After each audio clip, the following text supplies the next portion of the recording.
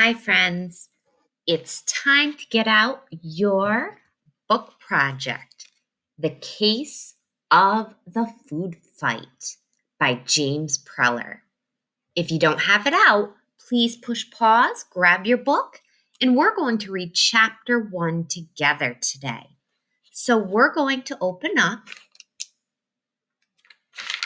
to our table of contents to begin with. How many chapters do you see in our book? If you said 12, you're correct. Let's look at chapter 1. The title of chapter 1 is Hiding from Dad, and it begins on page 1. So let's turn, and I want you to follow along and read with me. Chapter 1, Hiding from Dad. Okay, so there I was, bothering nobody, lying on the floor of my bedroom, doing a jigsaw puzzle. It was a brain buster. 500 pieces of the African plains, lions and elephants and zebras, plus lots and lots of yellow grass. It was making me bug-eyed. But I can't walk away from a puzzle. Once I start, I stick around until I finish it. Sure, sometimes I have to eat dinner. Sometimes I have to go to the bathroom. But I always come back. I have to get every piece in place, all neat and tidy. I can't explain why. I'm just built that way. So like I said, I'm bothering nobody when suddenly my brothers Daniel and Nick burst through the bedroom door. "Dad's home!" Nick cried. "Hide!" Daniel advised. "Huh?" Nick stopped. The dirty rat stood on top of my puzzle.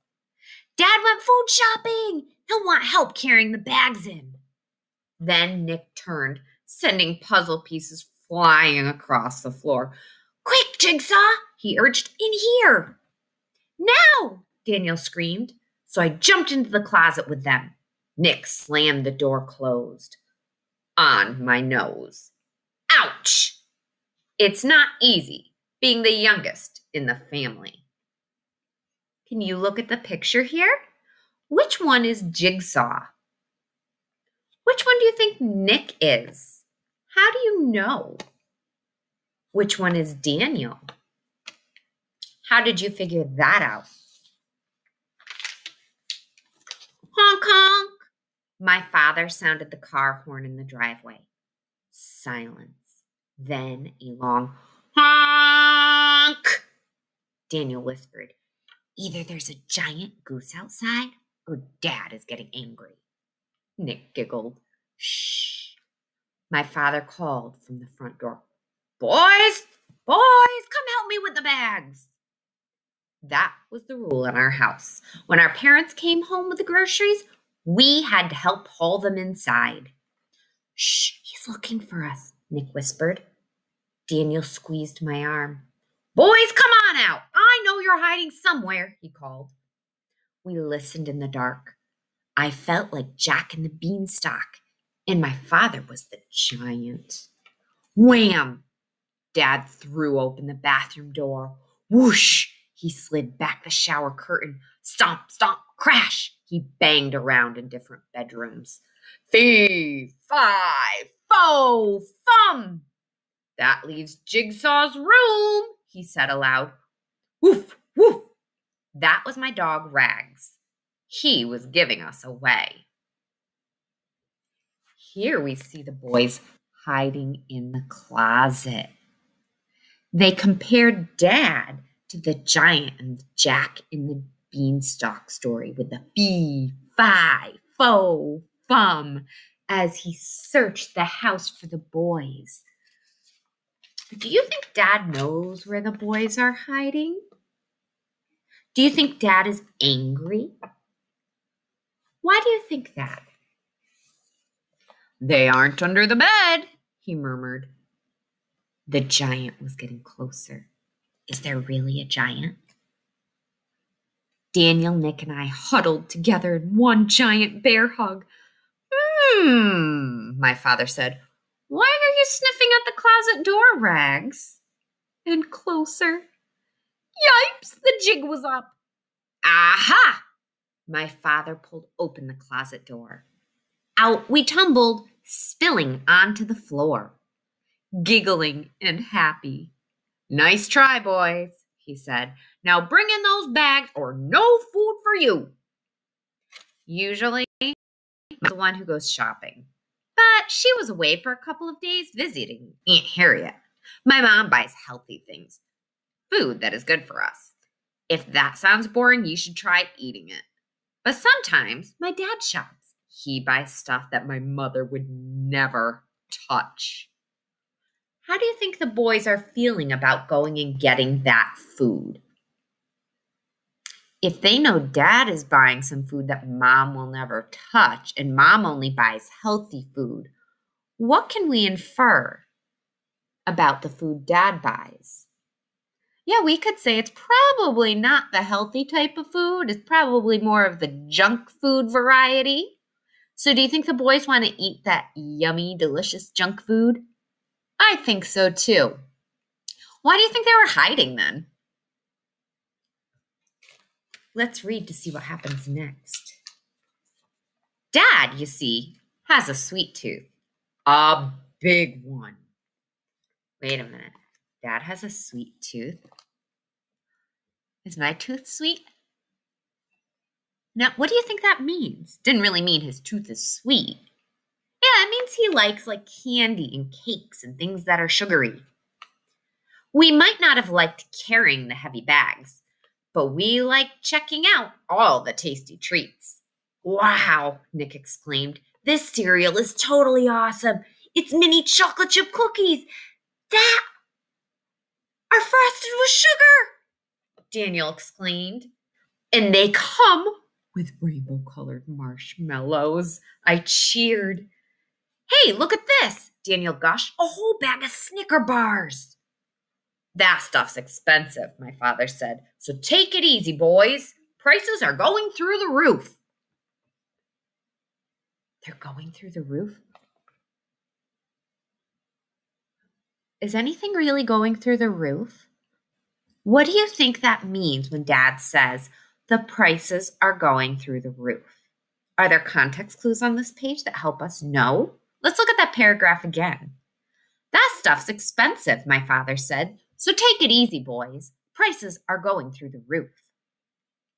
Yeah, that means that things are getting expensive. They cost a lot of money. So they should take it easy and not eat it all at once. Sure, Dad, whatever, Nick said.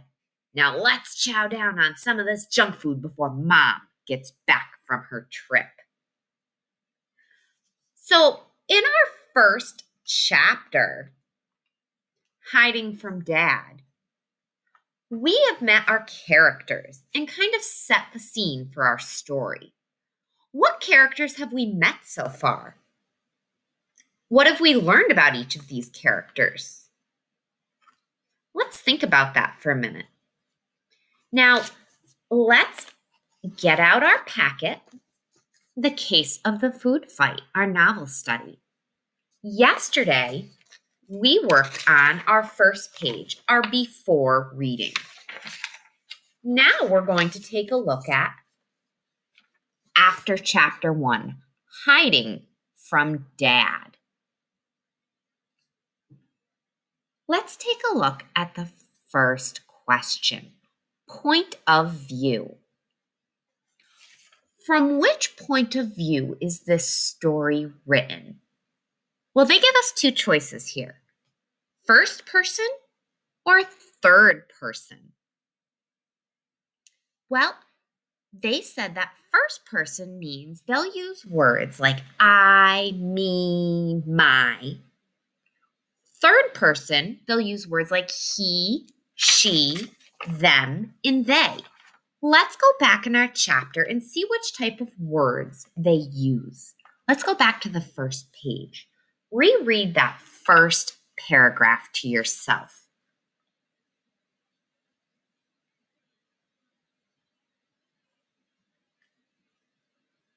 Did you see words like I, me, my, or words like he, she, them, and they. If you said you saw I, then you were correct. In the first line, it says, okay, so there I was. So if I is the one speaking, this book was written in the first person. That means the character is the one speaking and telling the story. So we're going to circle A. Our point of view is first person. So let's move on to the next question in our packet. It says cause and effect. We know that with cause and effect, something happens that makes something else happen. So it says fill in the cause. Well, before we can fill in the cause, we need to look at what the effect is. The effect says Jigsaw and his brothers quickly hid in the closet. Well, if that's the effect, that's what happened second. So I want you to think for a minute. What made them hide in the closet? Push pause, and I want you to go back in your story if you need to, or you can just fill it in on your packet. What made the boys hide in the closet? When you're ready, you can push play again to see if you were right. If you said that Dad pulling in from the grocery store or something about Dad coming home from the grocery store and wanting them to carry groceries in, then you were correct. That was the cause of the boys hiding in the closet. If you didn't get it correct, don't worry. Take a pause on our video, erase your answer, maybe go back in the book and look and find where it talked about them hiding in the closet, and fix your answer. When you're ready, we'll move on to number 3. Reading for details. It's important when we're reading as good readers to really be paying attention to all of the little things that are happening. So let's look at our question. Who would Jigsaw and his brothers rather have go shopping? Their mother or their father? Why? Cite evidence from the text to support your answer. Do you remember where it talked about this? Let's look back in our chapter. Can you find the page? What page number was it? If you said page 6, you're correct. Push pause on the video and reread page 6. When you find the answer to tell me who the boys would rather have shopping, you can push play again. The boys would much rather have Dad go shopping. So on our line, we need to TTQA. So turn our question around. Who would Jigsaw and his brothers rather have go shopping? Their mother or their father? The boys would rather have their father go shopping. Then it says, why? Cite evidence from the text to support your answer. Well, what did we learn that helps us understand why they would rather have their father go shopping? I want you to find that detail. Can you read on if it wasn't on page 6? Keep reading on to the next page, page 8. I see in the text that it says that Dad has a sweet tooth. What did he buy? He bought sugary cereals. He bought Snickers. Oh boy. And what does Mom buy? Yeah, Mom only buys healthy food. Boring, as they said. So we have already written down that Jigsaw and the brothers would rather have their father go shopping. So we should have a period after that. Now we're going to start our next sentence to cite our evidence as saying, the boys would rather have their father go shopping because he buys, and then you can give an example, Snickers, junk food, sweet food like chocolate chip cookie cereal or Snickers. Or you could even say they would rather have their father go shopping because he has a sweet tooth and mom only buys healthy food. All of those are details from right in our chapter. So when they're asking us to cite the evidence, that's what we should be doing. When you've finished writing on page 3, you're going to look at the next page, page 4. Up top, it says figurative language. Write the type of figurative language used in the following chapter excerpt.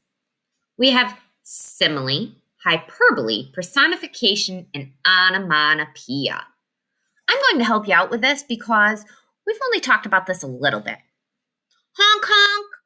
My father sounded the car horn in the driveway. Honk, honk is what we call an onomatopoeia, meaning it's a sound word. So all I want you to do is circle onomatopoeia. When authors use sound words like honk, honk, or crash, bang, boom, swoosh, those make us think of sounds.